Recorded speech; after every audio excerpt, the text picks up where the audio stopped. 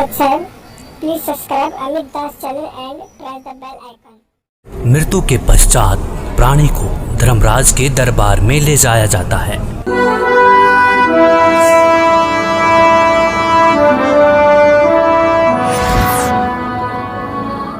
पृथ्वीलोक पर प्राणी जैसा भी कर्म करता है उसका विवरण हर रोज धर्मराज के बही में ऑटोमेटिकली फैक्स हो जाता है।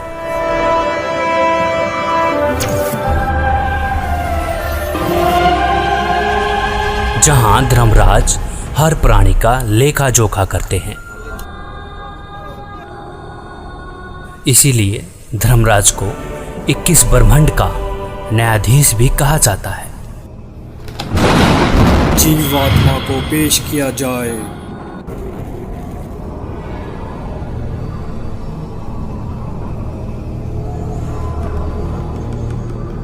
इसने प्राय स्त्री के साथ दुष्कर्म और हत्या का पाप किया है, इसे नरक में डाला जाए।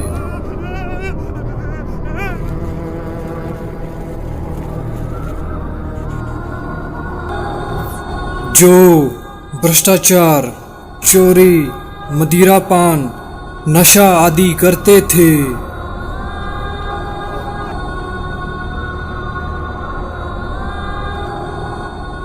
पर स्त्री के साथ दुष्कर्म,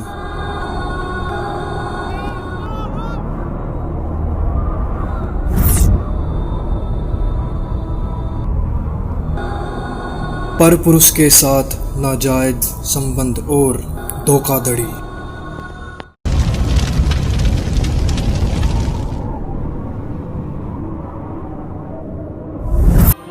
दो नंबर का काम करके कमजोर और असहाय लोगों का शोषण करना और मनुष्य के जीवन के साथ खिलवाड़ करना।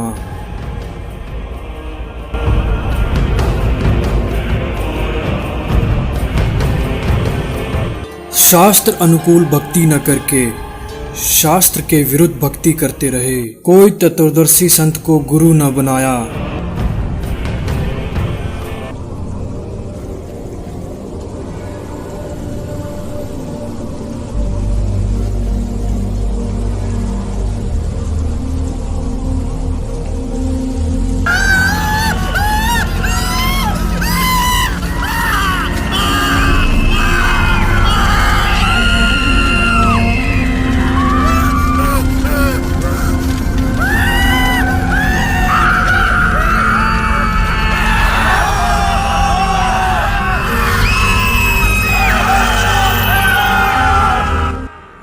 परमात्मा ने कष्ट देखा और उसको आना पड़ेगा, शास्त्रों को खोलना पड़ेगा और इतिहास को फिर दोहराना पड़ेगा जो 600 साल पहले।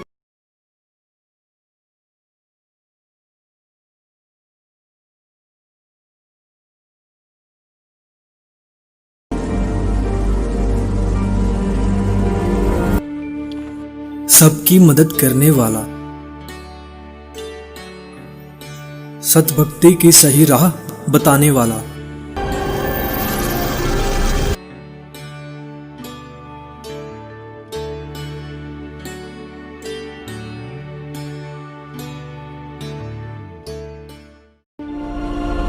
बहुत सारी आत्माएं तत्व ज्ञान को जानकर सतलोक चली जाएंगी।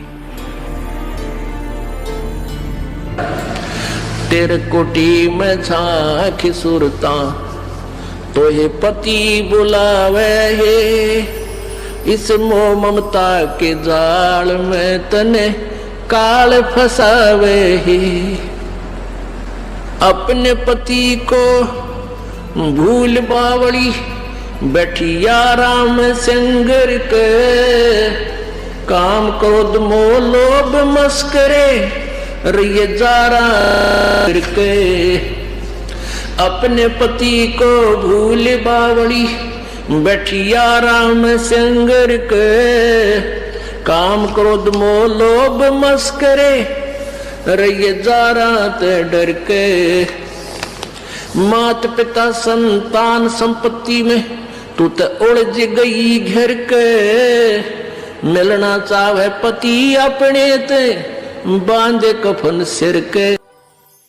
उस पूर्ण परमात्मा की भक्ति करने के पश्चात यह आत्मा उस जगह चली जाएगी जहाँ की हर वस्तु कभी खराब नहीं हो सकती और वहाँ पर हमेशा कभी बुढ़ापा कभी नहीं आता, हमेशा युवा शरीर रहता है।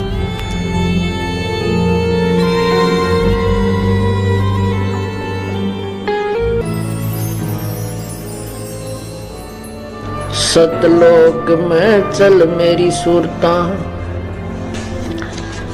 हिम्मत ना लावे देरी, सच कहूँ ना झूठ रती बरी, बात मान ले मेरी। सतलोक में चल मेरी सुरता, हिम्मत ना लावे देरी, सच कहूँ ना झूठ रती बर, तू बात मान ले मेरी। कहते हैं मन मान सरोवर नाण रे, जल के जंतु रे जल माही, आठों बखत बिहान रे, आठों बखत बिहान रे। मन मान सरोवर नाण रे, जल के जंतु रे जल माही, आठों बखत बिहान रे। कि भाई मन नो है मान सरोवर नहाया करे। ऊपर जो सरोवर है सतलोक की तरफ चलते हैं ना, इस मृत मंडल में भी 21 ब्रह्मांड के अंदर भी मान सरोवर है, इनसे ऊपर सतलोक में भी मान सरोवर है। कहते हैं मन मान सरोवर नाण रे, जल के जंतु रे जल माही, आठों सतलोक जहाँ पे सत्य पुरुष साकार रूप में है, जो कि इस समय संत रामपाल जी महाराज के रूप में धरती पर अवतार लेके आ चुके हैं, जो कि हमें शास्त्रों के अनुसार भक्ति खोल के बता रहे हैं, शास्त्रों में उंगली रख के बता रहे हैं। जब ये शरीर छोड़कर जाता है तो परमात्मा के दरबार में जब इससे अकाउंट लिया जाता है तो ये क्या कहता है, भगवान मेरे को पता नहीं लगा, मुझे ज्ञान नहीं हुआ कि मुझे क्या करना चाहिए था, भक्ति करनी चाहिए थी या नहीं थी। तो परमात्मा उलाहने में नहीं रहते, परमात्मा ये भी कसर नहीं छोड़ते। प्रत्येक गांव में,